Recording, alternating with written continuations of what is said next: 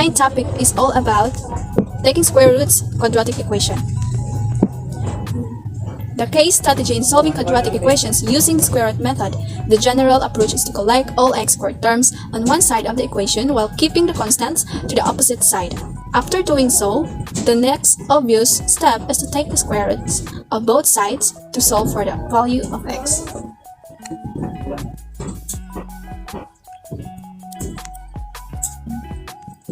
So this method works when b is equals to 0, or where there is a term in the equation that is perfect square, to solve a quadratic by taking square roots. So these are the steps we're gonna follow. Step 1, isolate the perfect square. Step 2, take the square root of each side. Don't forget the positive and negative. Step 3, simplify the radical. And step 4, get x by itself.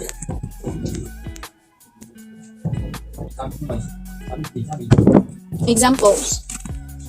Number 1, x squared minus 10 equals 26. So What we gonna do first is to isolate the perfect square. So we using additive inverse, we add positive 10 to both sides.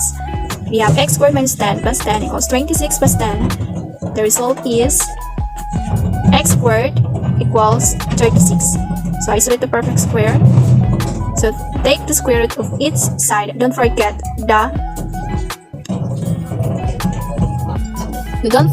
when we take square root of our number, we're gonna have positive, negative answer.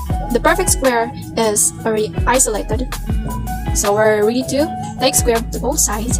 So we get to just simplify the radical. Square root of x squared equals square root of 36. So 36 is the perfect square. Then get x by itself. So the result will be x is equals to positive and negative 6.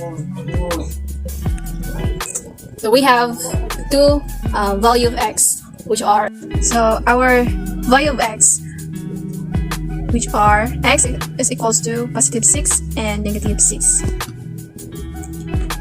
Always remember that this is the quadratic with a degree of 2. So we should be dealing two solutions or two answers. Let's go with the next example. We have 2x squared minus 10 is equals to 40. The first all we thing need to do is by using additive inverse, the result will be 2x squared is equals to 50. That negative 10 plus 10 will be cancelled out. So the remaining equation will be 2x squared is equals to 40 plus 10 is equal to 50. Then divided by 2 both sides. We have x squared equals 25. Isolate the perfect square, so this is x squared equals 25. And then we are ready to take square to both sides. Then simplify the radical. Then 25 is a perfect square, so we easily get the square. So yeah, it would become, get x by itself, it would become x is equals to positive and negative 5, because 5 times 5 equals 25. That is the square root of 25. We have two another answers which are positive and negative 5, because this is a quadratic with a degree of 2. We have number 3 example, x squared plus 25. So it's already isolated, so take square root of both sides. X squared, square root of x squared is equals to square root of 25. And simplify the radical.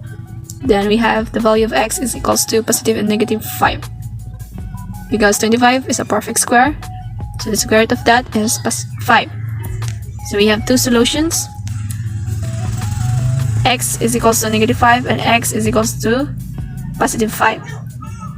Now we have perfect square term that's in the parentheses, so we need isolate. We will add positive 6 to both sides, which would give us 36 over on the right. By using additive inverse, we add positive 6, x minus 5 squared minus 6 plus 6 is equal to 30 plus 6. So we have x minus 5, x squared, x minus 5 squared equals to 36. Isolate the perfect square, so we isolated the perfect square. So the perfect square term is isolated, so we're ready to take square root of both sides. We have square root of x minus 5 squared is equals to x square root of 36. Then simplify the radical, get x by itself. So our x, 36 is the perfect square. So the square root of 36 is equals to 6. So we have x minus 5 is equals to positive and negative 6. So we are essentially dealing with two equations. X minus 5 is equals to positive 6, or we can have equation x minus 5 is equals to negative 6. Solve both solution. We have x minus 5 is equals to positive 6. By using additive inverse, we add positive 5 to both sides. The result is x is equals to 11. Second equation, x minus 5 is equals to negative 6. By using additive inverse, we add positive 5 to both sides. So the result is x is equals to negative 1. These are our two solutions. X is equals to 11 and x is equals to negative 1. That's the end of the topic.